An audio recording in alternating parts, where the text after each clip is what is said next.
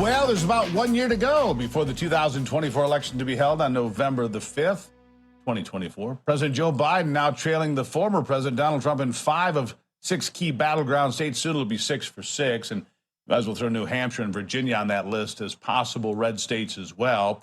The GOP frontrunner is now leading in Arizona, Georgia, Michigan, Nevada, and Pennsylvania. Biden's holding on by a sliver only in Wisconsin. Why? Well, maybe because, according to this latest CBS poll, voters foresee better finances, more peace if Trump is back at the wheel. This, like we discussed earlier, as the Democrat Party is starting to fight a holy war in its ranks concerning the conflict in the Middle East. Some finally are starting to condemn that anti-Semitic rhetoric of members like Rashida Tlaib. Join me now live to discuss it all, former Congressman and Lieutenant Colonel Alan West. Colonel, good to see you as always. Always a pleasure. Good to be with you, Steve. Okay, so here's the problem the Democrats have right now. Historically speaking, you know this, Democrats have garnered about 90% of the Jewish vote in America. Jewish voters about 2.5% of the voting bloc. They've garnered about 75% of Arab and Muslim votes over the years. It's a smaller bloc, but it's concentrated in areas, places like Michigan, while the Associated Press said, oh boy, Michigan could be a problem for the Democrats because so many people are anti the policies of Joe Biden when it comes to the war in Gaza. So what do you see? I mean, there is this holy war. You've got Rashida Tlaib, who will say anything and is unapologetic to anyone. Ilhan Omar says many of the same things. So do other members of the squad, right? No, you're absolutely right. And so when you look at Rashida Tlaib and the district that she represents there in Dearborn, Michigan, the fact that you just basically had Bernie Sanders, who is a far leftist, but also Jewish, to come out and support Rashida Tlaib, basically, you're seeing an incredible schism. Now, when you think about those Jewish voters that, for whatever reason, continue to vote with the Democrat Party, perhaps they don't go out and vote for any Republican, but guess what? They are not going to go out and vote for this current ticket if it continues to be Joe Biden and Kamala Harris, because I think what the Biden-Harris team and the Biden administration is trying to do is walk a very thin line. They're trying to appease the far-left nutcases that are out there supporting a terrorist organization that killed 30 Americans by talking about ceasefire and pause and proportionate response and these things. But they're also trying to take a tough stance, in optics by allowing Israel to do what they have to do, which is to protect their existence.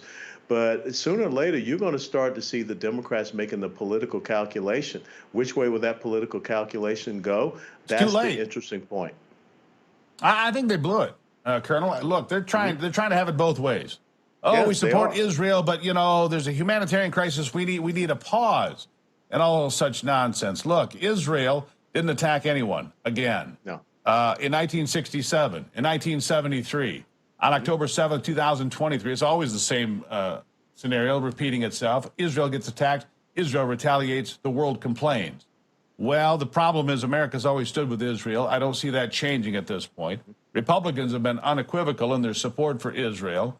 And I wonder now what Democrats are going to do. Chuck Schumer, highest-ranking politician that's Jewish in American history, leader of the Senate. Will he take up this bill that passed with bipartisan support out of the House to send $14.3 billion for Israel's needs to fight this war? What do you think will happen? Well, I think that he has to, but unfortunately, you have people like Lindsey Graham over there in the Senate saying that it needs to be a package that is colluded together, the border, the Ukraine and Israel. I think that we need to have that standalone package for support to Israel. And to think about recently, when you talk about it's pretty much so finished for the Democrats, when you had Barack Obama come out just this past weekend and try to create this moral equivalency and this moral relativism out there saying that, everyone has blood on their hands, which that is not the case. And then Obama's out there talking about an Israeli occupation. Israel has not been in Gaza since 2005. So I do think that they are failing with a lot of their support. You look at what is happening at Harvard and a lot of these other campuses where these young Jewish students are in fear for their lives. And we saw at Cornell, the person that was arrested talking about slitting Jewish students' throats. So I do think that they have to make this calculation.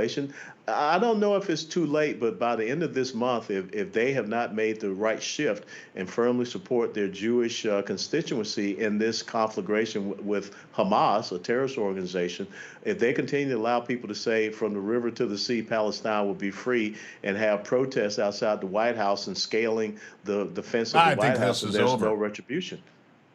Well, I mean, we just played Bernie Sanders. I don't know if you heard that here at the top of the program. Bernie Sanders said, I don't really know what that means, this river to the sea, you know. Really, Bernie? You don't know what that means. Everybody knows what that means. Rashid Tlaib saying it's it's an aspirational. No, it's if your aspirations are to kill Jews and destroy Israel, then yes, it's aspirational. Other than that, it is the push to destroy Israel and kill all the Jews. And that's really what Hamas is about, and that's why Benjamin Netanyahu and the IDF have no choice but to defend themselves, right? And that's in Hamas's charter. Hamas's charter basically says they are for the extermination and the annihilation of the Jewish state and the Jewish people. So there is no equivocating about that. That's who Hamas is, and that's what they want.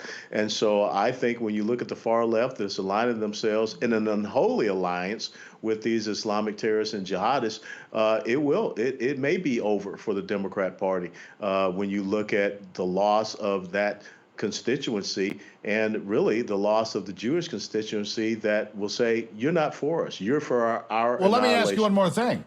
Yeah. We had Jasmine Crockett. We heard from her at the top of the program, too. Far left, African-American member of Congress from Texas, I believe, right? She says the black vote is also fleeing the Democrats. And according to that New York Times poll, Donald Trump right now has 22% support across those 6 swing states. In fact, the more diverse the state, the bigger Donald Trump's lead. That's what, and here it is, right up there on the screen. The more diverse the state, the whitest state of all is Wisconsin. And that's the only state that he's up by, and that's by a sliver. The more diverse, that means the African-American vote and the Hispanic vote is going to the right. I'll give you the last word.